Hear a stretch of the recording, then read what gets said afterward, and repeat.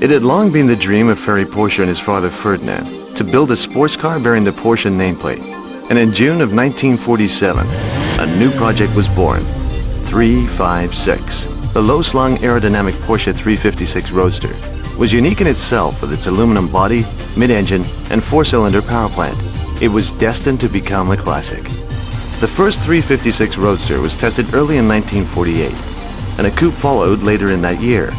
As with today's Porsches, the 356 used a horizontally opposed or boxer engine mounted in the rear, and the first cars produced just 40 horsepower.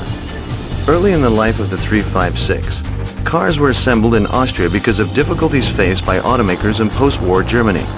But by 1950, production returned to Porsche's Zuffenhausen factory near Stuttgart, where 911s and Boxsters are built to this day.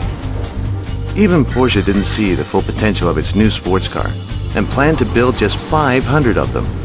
By 1951, demand had become so great that over 1,000 356s had been delivered, and by 1956, 10,000 were on the road, and the future was bright.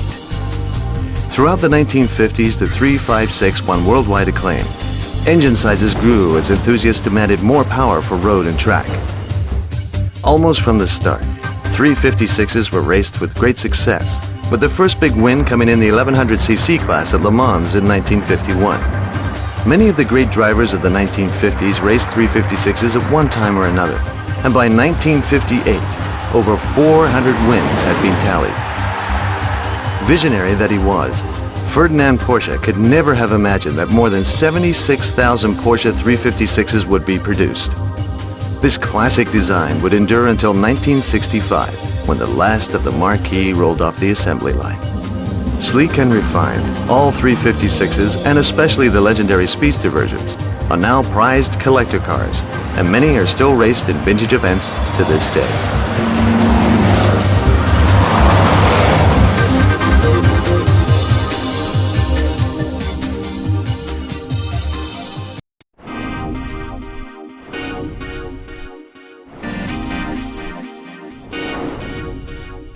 For Porsche, the 924 and its successors signaled a complete break from tradition.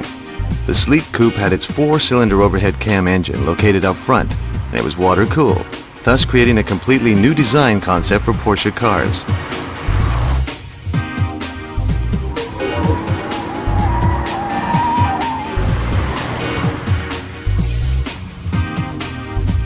As a 2+2, the car set styling standards that were copied by rival automakers for years.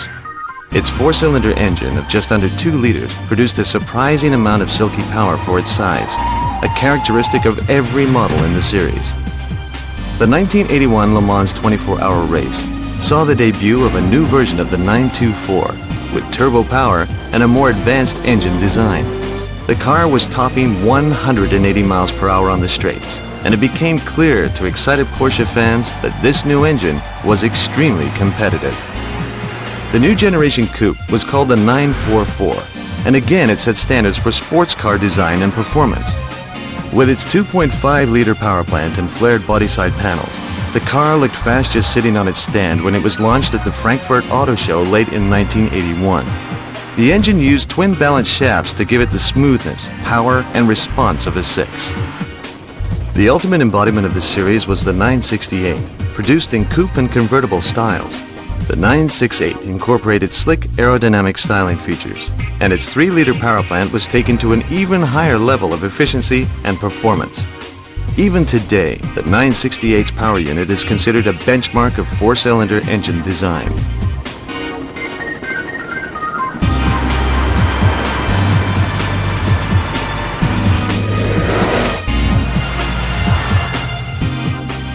This series of remarkable sports cars bowed out during the mid-1990s, when Porsche decided to concentrate on development of new 911 models and the Boxster.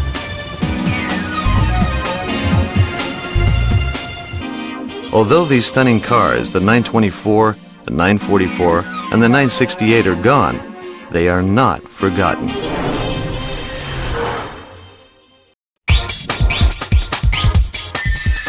The classic 356 may have been Porsche's first model, But it was the 911 series which truly cemented the company's place as a performance car builder of international class.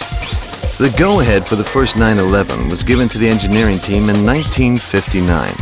But there was one proviso. It had to look like a Porsche and maintain those sleek, timeless lines.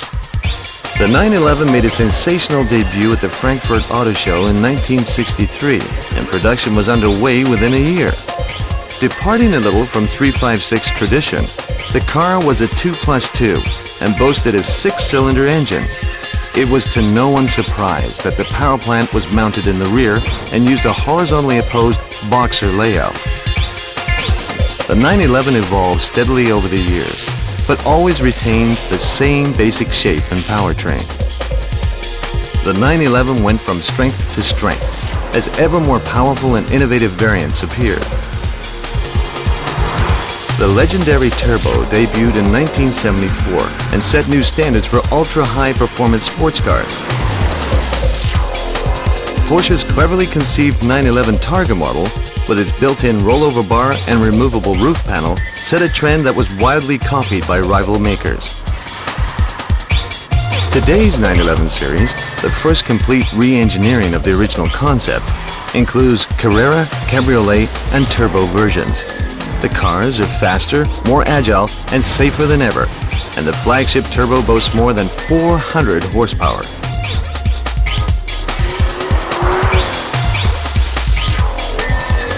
Enthusiasts argue endlessly over which was the ultimate 911, the awesome all-wheel drive 959 supercar,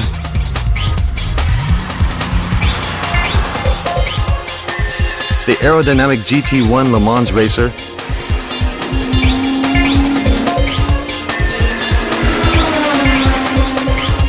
or the current 911 Turbo.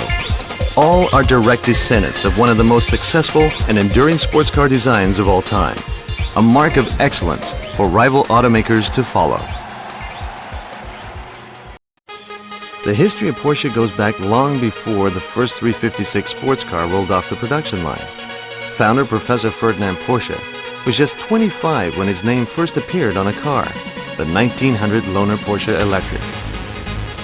After many years as an employee of other automakers, Porsche decided to set up as a consultant.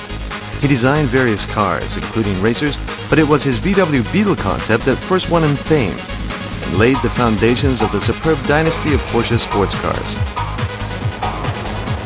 Porsche built its first sports car in 1948, dubbed 356 because it was the 356th project tackled by the consulting company.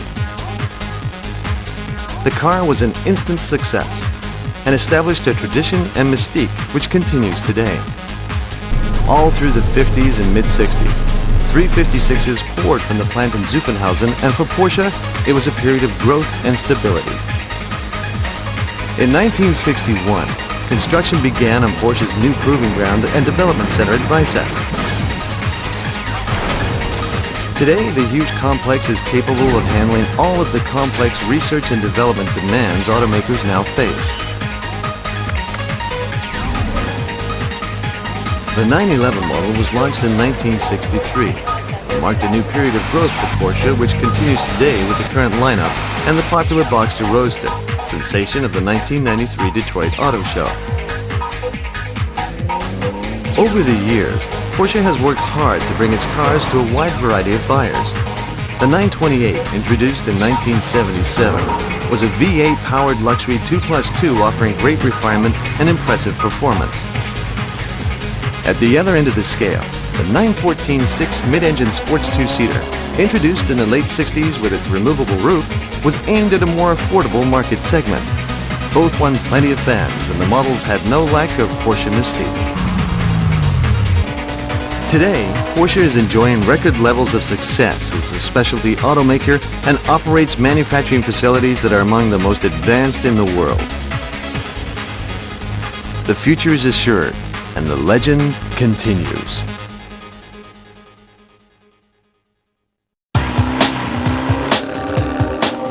Porsches have been raced since the dawn of the company's history, and they've always been winners. While 356, 911, 944, and 928 models often competed, It's been the awesome sports racers that have won the hearts of fans at the world's most demanding circuits. Porsche's first out-and-out sports racer was the landmark mid-engine 550, which first competed in 1953 and won first time out. Later that year, the car won its class at Le Mans, setting the stage for Porsche to create some of the most remarkable sports racing machines of all time. The Porsche 550 was still winning major races during the late 1950s, but even greater victories lay ahead. In 1964, Porsche revealed the 904, still judged one of the most beautiful race cars ever built. The car was a huge success and took the winner's laurels in Sicily's fabled Targa Florio in its first year of racing. As racing speeds rose and competition became more intense, Porsche met the challenge with cars like the 906, the 907, and 908, all of which enjoyed wins in top races around the world during the late 1960s. But of all Porsche's racers, there's one that will always stand out, the legendary 917. Regarded as one of the most significant cars in the history of the sport.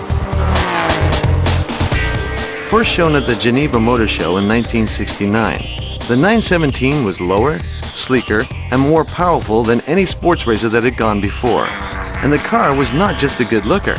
It won 2 times at Le Mans, and in turbocharged form, dominated the hotly contested Can-Am series in North America.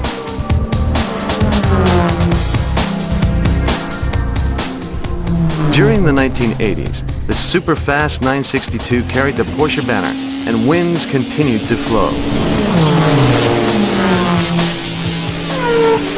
Porsche's most recent victory at Le Mans, its 16th, came in 1998, with the 911 GT1 1-2 victory. It seems certain that as long as there are Porsches, there will be race-winning Porsches.